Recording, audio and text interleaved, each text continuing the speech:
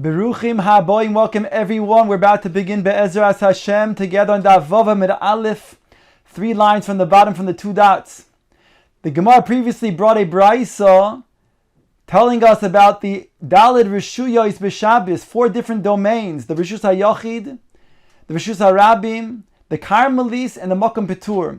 Now our Gemara details these various Rishuyos. Says the Gemara, Omer Mar, Zu hi Rishus HaYachid.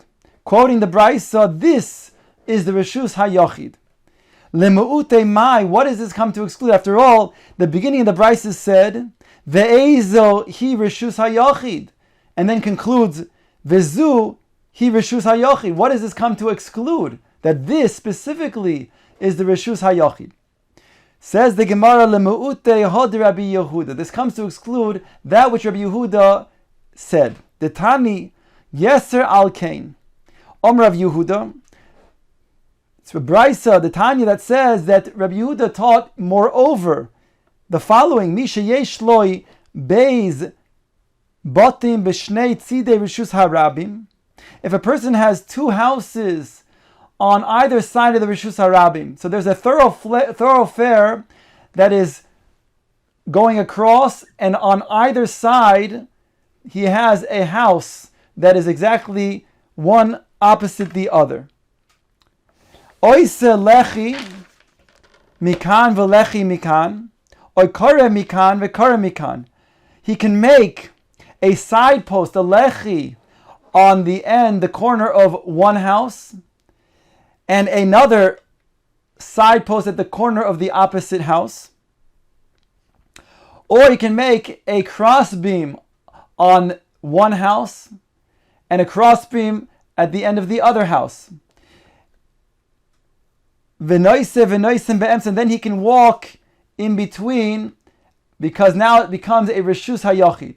In other words, according to Rabbi Yehuda, each house which is now situated at either side of the Rishus HaRabim now has a wall on both sides. So there's 2 walls. According to Rabbi Yehuda, that's sufficient to be considered to be a Rishus HaYachid. So even though there's a Rishus HaRabim in between, this area in between the houses enables a person to then walk and carry within that space, because it's considered to be a Rishus HaYachid lefi Rabbi Yehuda.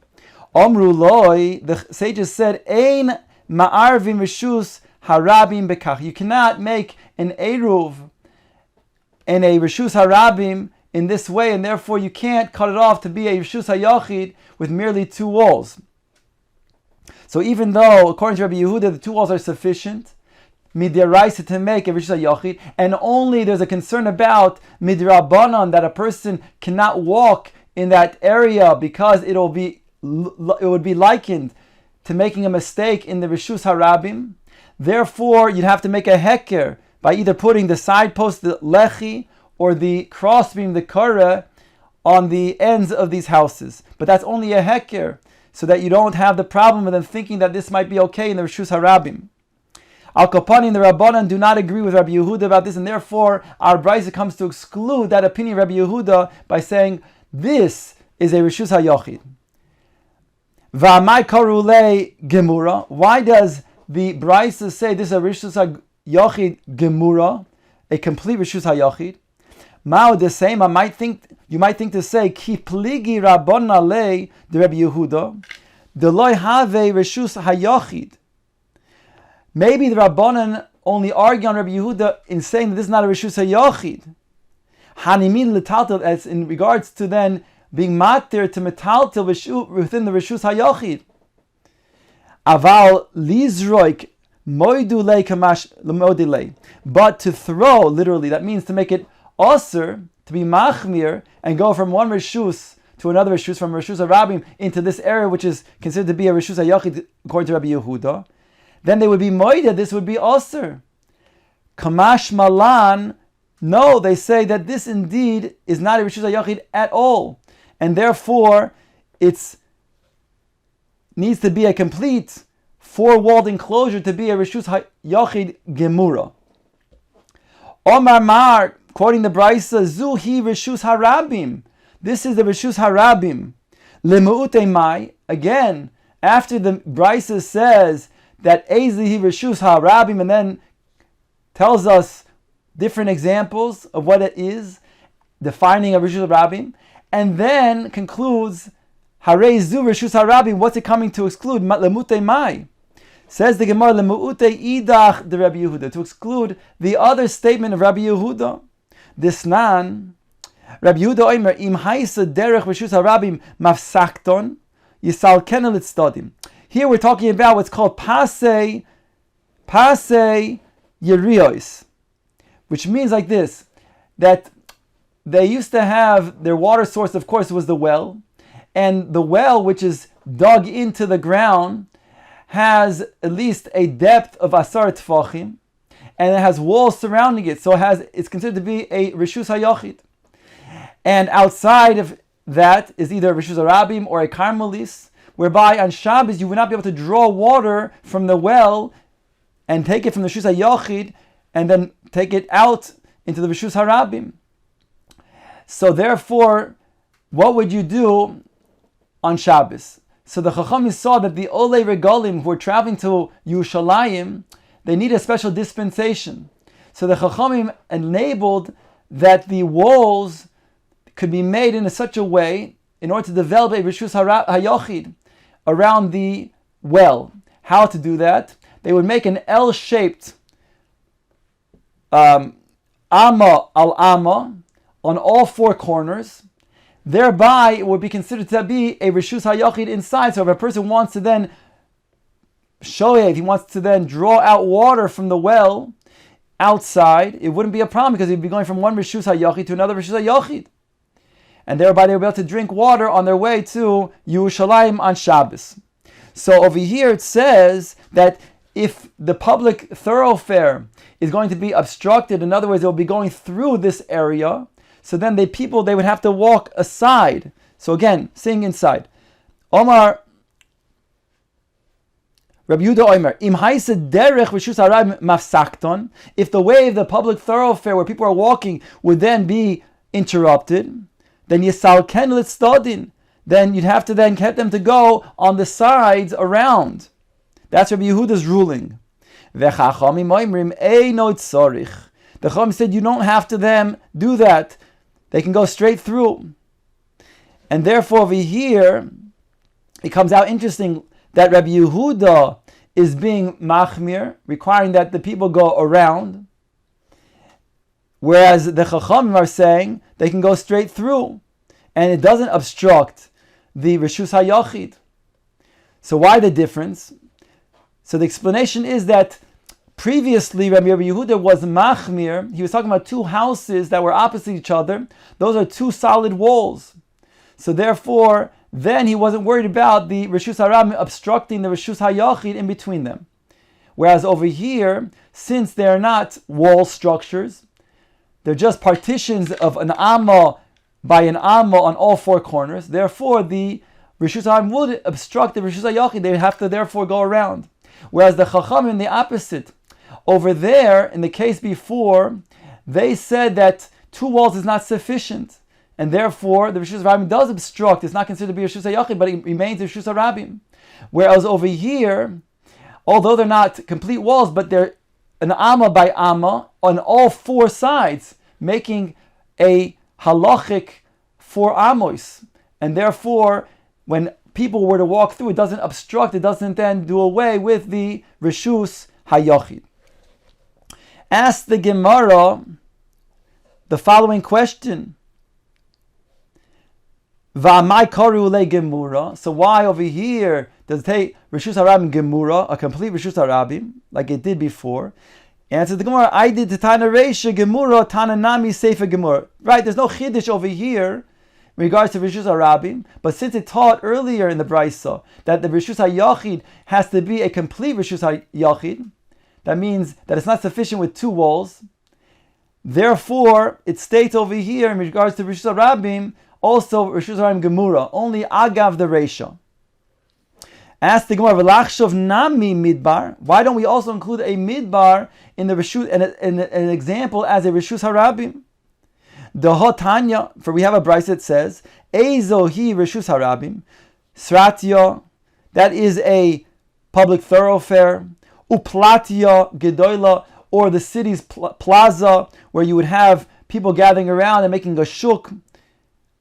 Umevuos habufulashin, or the road that goes from one city from within the city itself, which has 16 amos wide, and therefore that's considered to be a Rishus Harabim. And the Brisa lists Vahamidbar, and the desert. So why don't we list the Midbar in this Brisa as well? Omar Abaye lokashio kan bizman she Yisrael shruyim b'midbar kan bizman azeh. The Brisa that lists Midbar as a Rishus Harabim is talking about the time that Klal Yisrael lived in the Midbar during its sojourn during the 40 years. That made all of the Midbaros to be considered to be a Rishus Harabim, even in places where the Klal Yisrael wasn't necessarily there. But a Midbar now has a situation, the designation rather, as a Rishus Harabim. Nowadays, since people do not travel in the Midbar, certainly not more than a few, then it's not considered to be a Rishus Harabim. Says the Gemara Amar Mar, Im hoitzi v'hichnis b'shogeg chayiv, chatos b'mezid anush koris v'niska. Quoting our Brisa that says the punishment for somebody who is moitzi or machnis into one Rishus HaYochid to the Rishus HaRabim, or vice versa, is going to be chayiv b'shogeg echatos, b'mezid kores, and with hasra will be b'skila. Ask the Gemara, b'shogeg chayiv chatos pshita. That is straightforward, because we know that since somebody who is mechal Shabbos, in this case making a hotzah, b'mezid is chayiv kores, and the shogeg of kores is a chayiv chatos. So it's poshit. Why do we have to be told b'shogeg is chayiv chatos? Says the Gemara, b'mezid anush kores v'niskal istrichle. To teach you that a person is chalila mechalal Shabbos b'mezid, with hasra he gets skila. And that's what we need to teach the Brisa for. Ask the Gemara, Hanami Pshita, this is all straightforward, because after all, the Torah tells us that the Mekoshesh, the one who gathered in wood on Shabbos, was warned, he was given skila. Says the Gemara, Hokamash Malon Kidrav. This comes to teach us that which Rav taught us. The Omar Rav, Motzasi Megillas Storim, I found in the hidden scrolls that personal chidushim were written, Bei Rebbe Chia, in the Beis Medrash of Rebbe Chia. The Kasuban was written the following: Isi ben Yehuda Omer, Avois Malachos Mem Choser Achas, Ve'eno Chayiv Ella Achas. There are 39 malachos, and if a person does them all at once, in one forgetful period, then he'll be chayiv once, meaning to say that Rebbe Isi ben Yehuda understands that this is considered to be one great malacha prohibition against Shabbos. Even though he did different malachos, it's considered to be one Isser Shabbos, one prohibition, where he's chayiv only one chatos. Ask the Gemara, Ini, is this so? Vehatnan. If you're going to tell me that all 39 malachas are only really one chatos, it says in the Mishnah, Ovois malachos arboim choser achas. After it teaches all of the specific avos malachos, hacharesh v'hakoitzer, then at the end of the Mishnah it says there are 39 malachos. V'avinam, let us look into this. Minyan lamali. Why does the Mishnah have to then count that there are 39 malachas? After it specifies each malacha, we'll know how many there are. Because if you do all of these malachos with one forgetful period, chayiv al kol achas ve'achas. Let's say a person didn't know that it was Shabbos, and then he did each and every one of these malachos under that one helam achas, he's going to be chayiv 39 different chatos. Ela ema eino chayiv al achas mehen. Rather, you have to say what Isi ben Yehuda really meant was that there's one of them that he's not going to be chayiv skila for if he does this malacha b'mezid. V'ho kamash malon ho mahanach d'lo mesafkon. And this comes to teach us that this malacha of hoitzah is not one of those. It's not the one that a person will not be chayiv for. Says the Gemara, Amar Mar, Aval Yam ubika v'istivonis v'hakarmelis einoin lo kirishus harabi hayachid v'lo kirishus harabim. Quoting the Brisa that says that these certain rishuyos, either a yam, a sea, or a bika, or open fields, v'istavonis, or that which a person stands as a platform, as a storefront, v'hakarmelis, einan lo kirishus hayachid v'lo kirishus harabim. They don't have the did not of a rishus hayachid or rishus harabim midiraisa. It's the rabbinic rishus called the karmelis. Ubika ein lo ana lo rishus hayachid v'lo rishus harabim. Ask the Gemara, but a bika that is listed over here in the Brisa is not neither a rishus hayachid nor a rishus harabim. V'hotnan, behold, it says in the Mishnah explicitly, habika b'yemos hachamo rishus hayachid, the Shabbos, rishus harabim the Tuma. In the yemos hachamo, it has the designation as a rishus hayachid and Shabbos, and a designation for rishus harabim for inyanei Tuma. B'yemos hageshamim rishus hayachid lekan ulekan, and during the days of geshamim, it has the din of rishus hayachid. So we see that a bika, in regards to Shabbos, is referred to as a rishus hayachid. Bain during the days of geshamim, bain the days of the chama. Omar ula la'olam karmelis havya.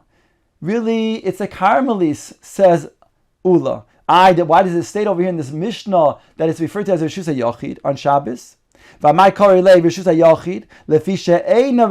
Only in contrast to say that it's not a rishus harabim. And therefore, in respect to rishus harabim, it's not. Therefore, it states it's a rishus hayachid, but it's not a rishus hayachid truly. Rav Ashi Omar, a different answer. Kigon the isla mechitzois. Rav Ashi says we're talking about a bika that has mechitzois, and therefore it is a rishus hayachid, as it states here in the Mishnah, kipshutoi. V'chihod Amar Ula Amar B'Yochanan. Just like Rav Ula said, name Rav Yochanan, Karpaf Yoiser mi beis sosayim shelo hukaf ledira va'afilu kurayim hazoreg letoicha chayev. It says that a gated area that is greater than the size of a beis sosayim, but was not surrounded with the walls because of living purposes, even if it's a kur, even if it's kurayim, if a person were to then throw, meaning he would go from the outside, rishus harabim, to the inside, he would be chayiv because this area is considered to be a rishus hayachid. My time, mechitza it's mechitza ela shemechuseres de yorin. It's a mechitza, and therefore has the din of rishus hayachid. But because it's mechuser diyarin, it's not made for people who dwell inside. So therefore, in this rishus hayachid, it's also usher to walk dalet amos inside this rishus hayachid. So Gemara says, Bishlama Rav Ashi loy omar kedu'ula. Then it's very understood why Rav Ashi, who learned before that the bika is surrounded by walls, is considered rishus hayachid. Why he doesn't learn like Ula to explain the Mishnah over there that was only talking about a karmelis, but not a rishus hayachid. But according to Ula himself, Ela Ula my time Omar kishmaite, why doesn't he learn like his own teachings that it would be considered to be a rishus hayachid if it's surrounded by walls? Omar loch, Ula would say to you, Idi isla mechitza is bika karila. If it had mechitzas, would it be called a bika? Karpaf, it would be called a karpaf. A bika implies an open area of fields without walls. Rav Ashi, rishus hayachid ketani, and therefore Rav Ashi says. But however, Rav Ashi argues and says no, it's considered to be called a rishus hayachid. It's teaching, and therefore, indeed, over here has walls.